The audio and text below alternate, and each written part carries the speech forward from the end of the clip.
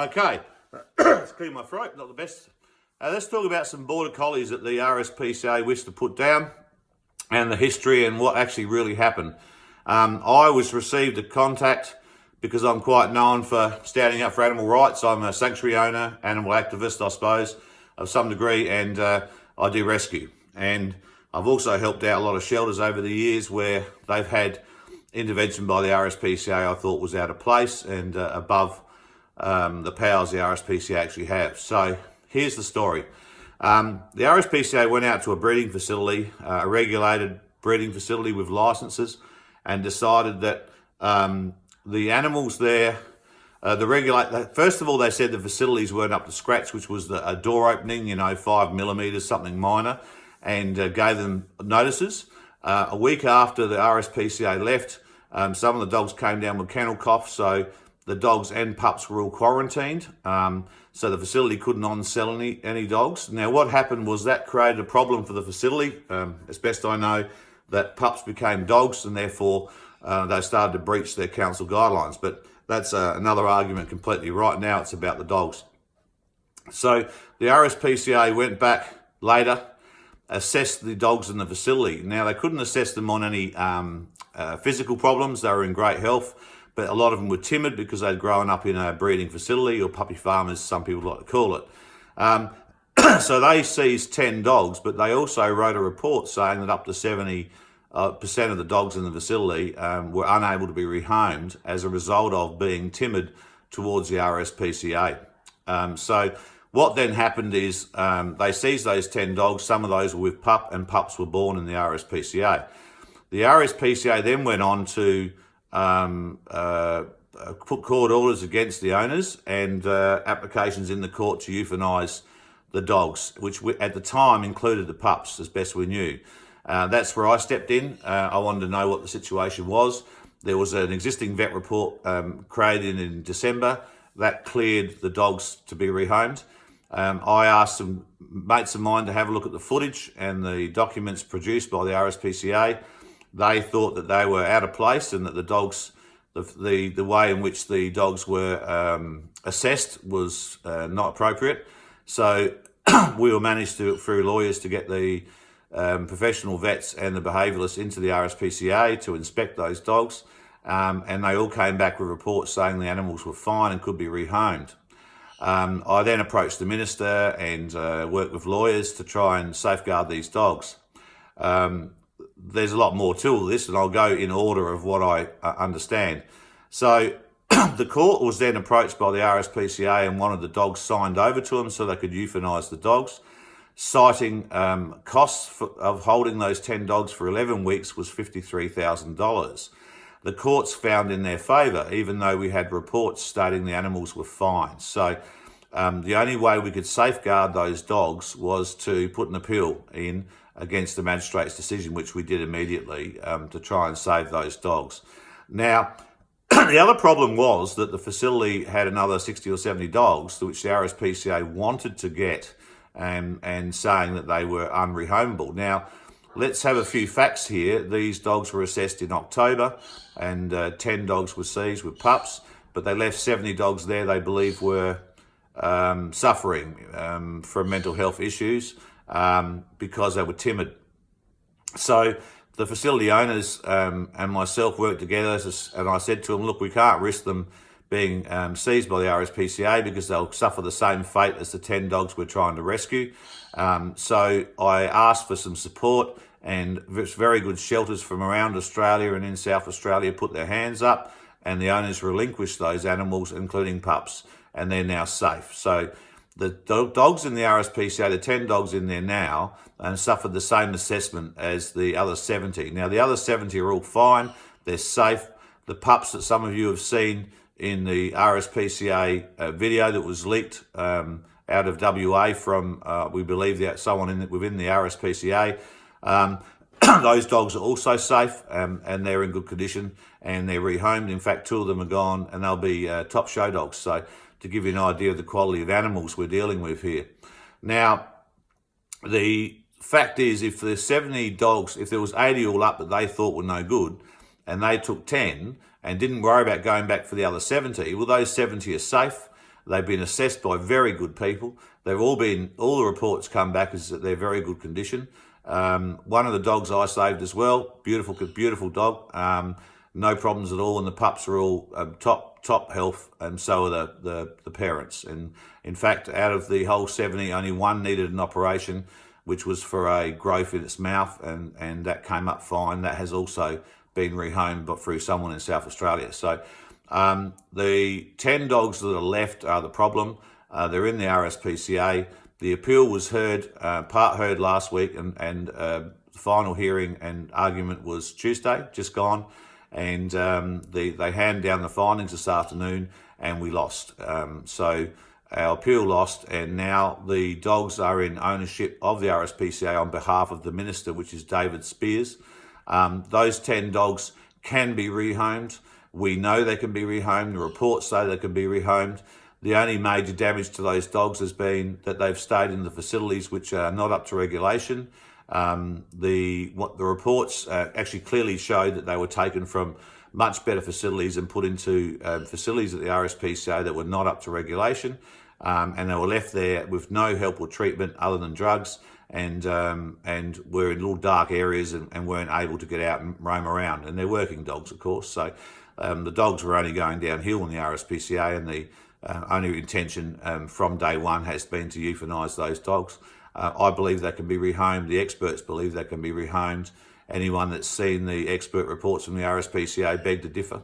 And we have people now. Our application to the court, the application and the work on my behalf and the work on behalf of the vets and behaviourists and the lawyers was not to save the puppy farm. Okay, our job was to save the animals, and we did the very best we could, and we're still trying to fight for that. So those people put in their own work, including the barrister who worked QC, worked pro bono, to try and rescue the 10 dogs that are in the RSPCA and question where their pups are, because we do not believe they've been euthanised. We believe possibly they've been on-sold. We're not sure. So the situation really is now there's 10 dogs in the RSPCA, lots of brilliant, good people, lots of good reports to show that they're fine, lots of good people willing to put hard work into saving them. And we ask and we pray on Minister David Spears and for the new CEO of the RSPCA and SA here, now that they belong to you, we'd like them rehomed. We'd like them given to somebody that can do that. Our application in the court was not to return them to the owners. It was an application that the owners were supporting to put them into independent facilities in South Australia, and that we send in experts to treat them and look after them. And when they're deemed fine by both ourselves and the RSPCA, they can be released to new homes. The owners of the dogs were willing to pay for those costs. So before you start bagging them out too hard, they also were willing to give up their animals and all but shut down their breeding facility to make sure the dogs were safe. So now, the breeding facilities were very, very good. If I need to, I can put pictures up of the facilities. Those facilities were checked again today as a result of complaints being made by certain groups, and they passed with flying colours. So just so you know, pictures going around online of where these animals have come from are inaccurate and wrong. The animals came from good facilities. I do have issues with breeding. I do have issues with breeding of large quantities of animals. I'm not sure where we'll go from here. I have a lot of input into the future of how those animals are looked after. I've been lucky enough to have special meetings with the ministers. The Animal Welfare Act has an animal advisory committee, and I've met with the manager of that committee, and we're looking at some changes to how the powers of the RSPCA can use those powers are allowed, and some regulation there to hope this won't happen in the future.